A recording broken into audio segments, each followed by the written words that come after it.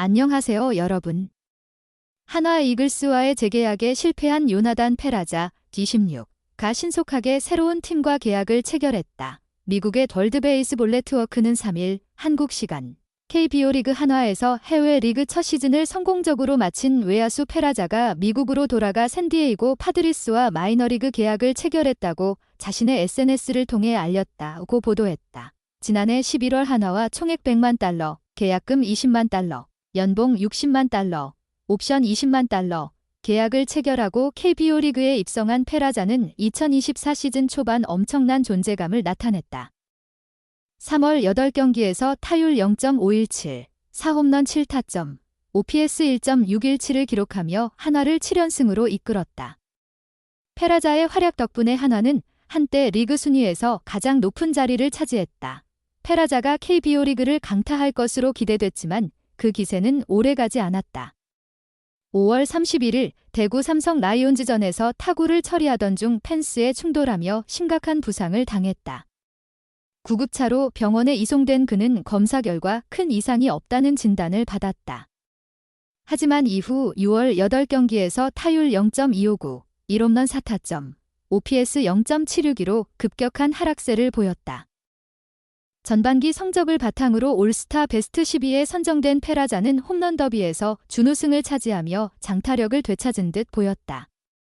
그러나 후반기에도 타격감은 좀처럼 살아나지 않았다. 결국 시즌을 아쉬운 성적으로 마친 페라자는 122경기에서 타율 0.275, 24홈런, 70타점, OPS 0.850을 기록했다. 또한 올해 교체 없이 시즌을 치르며 규정 타석을 채운 외국인 타자 7명 중 타율, 타점, 득점, 장타율, OPS 등 대부분의 주요 타격 지표에서 최하위를 기록했다. 시즌 초반 에릭 테임즈, 전 NC 다이노스와 같은 센세이션을 일으켰던 페라자는 부상 이후 타격감을 끝내 되찾지 못했고 불안정한 수비력 또한 문제로 남았다.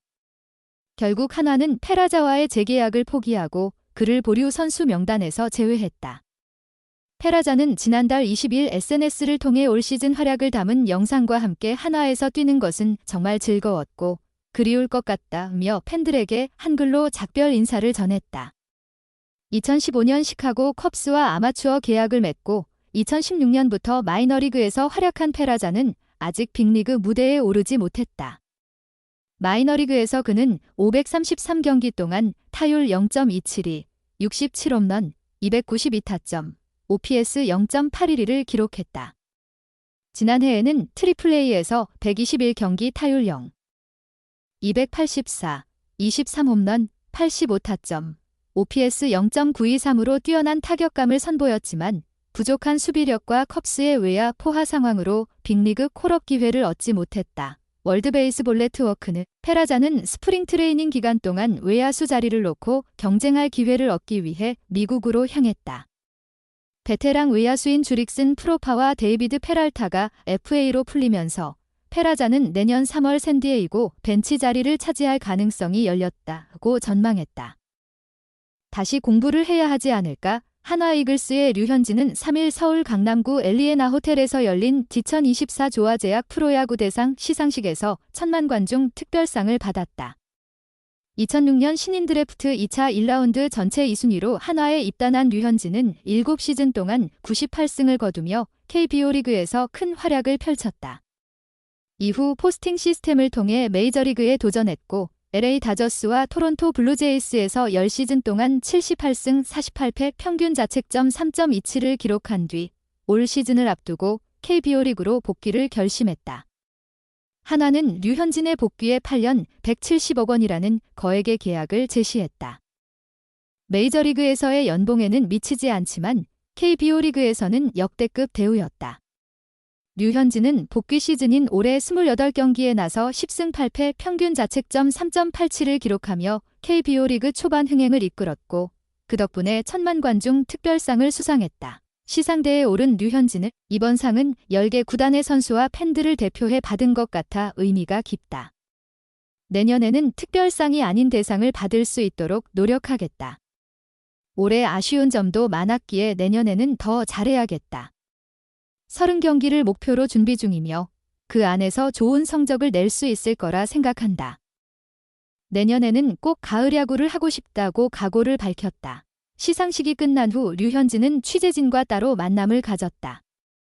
그 자리에서 류현진은 야시엘 푸이그와의 맞대결에 대한 기대감을 나타냈다.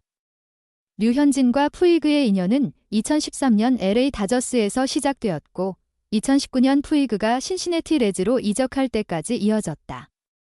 서로 다른 언어를 사용했지만 두 사람은 특별한 유대감을 형성했다.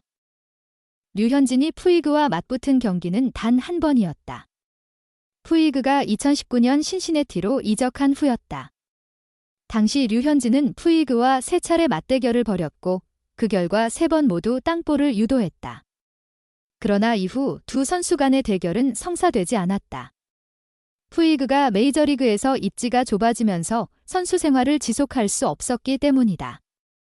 그리고 2022 시즌 푸이그가 키움 히어로즈에 합류했을 때 류현진은 토론토 블루제이스 소속이었다. 그럼에도 두 사람의 만남이 전혀 없었던 것은 아니었다. 2022년 푸이그가 키움에 입단했을 당시 국내에서 훈련 중이던 류현진과 푸이그는 만남을 가졌다. 그리고 내년 푸이그가 다시 키움에 입단하면서 류현진과 푸이그의 절친 맞대결이 성사될 전망이다. 류현진은 푸이그에 대한 질문에 만나봐야 알 것 같다. 아직 구체적으로 생각해 본 적은 없다. 야구장에서 마주치면 그때 생각이 날 것 같다고 말했다. 이어 우선 내가 던질 수 있는 공을 던져야 한다.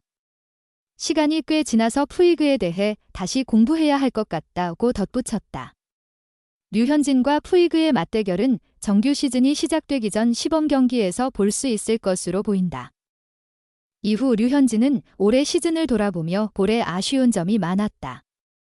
점수를 매기기보다는 좋은 날과 안 좋은 날의 차이가 컸다. 한 이닝에 몰아서 맞지 않도록 해야 한다. 한 이닝에 몇 점만 주면 경기를 끌고 갈 수 있지만 대량 실점이 나오면 분위기가 넘어갈 수 있다. 그 부분을 줄여야 한다. 또 끝까지 싸워서 5강에 들지 못한 점도 아쉽다. 선수들이 이를 잊지 않고 이번 겨울을 잘 준비했으면 좋겠다고 말했다. 하나는 올 시즌보다 내년 전력이 크게 강화됐다. FA 시장을 통해 엄상백과 심우준을 영입하며 선발진과 센터라인을 보강한 덕분이다. 류현진은 심우준이가 내야에서 자리를 잘 잡아줄 것 같고 엄상백도 여러 시즌 동안 많은 이닝을 소화해줬다. 선발 투수들과 중간 투수들에게 큰 도움이 될 것이다.